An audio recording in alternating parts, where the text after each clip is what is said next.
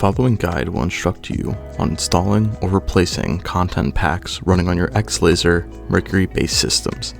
This guide applies to all XLaser projectors equipped with Mercury control systems, as well as standalone Mercury control units. Content packs can be installed from any USB flash drive formatted with an FAT32 file system. FAT32 is the default format on most USB flash drives, so generally any flash drive will work out of the box. The latest content packs can be downloaded from XLaser's website.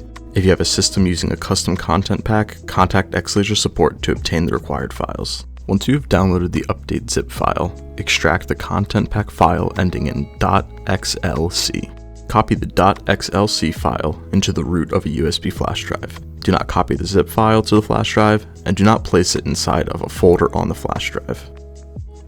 Once the content pack is installed on your flash drive, power on the Mercury system and insert the flash drive in the USB port.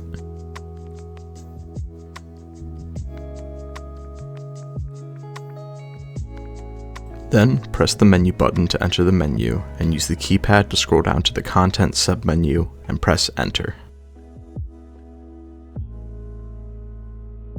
Then use the keypad to select Content Pack 1 or Content Pack 2. Pack 1 is accessed through the first 32 pages in the pattern page channel via DMX. Pack 2 is accessed through the next 32 pages. Next, use the keypad to select Install, and then select Install again. The system should now find the content pack file and install it in internal memory. Once the install is completed, the new content pack will be ready to use.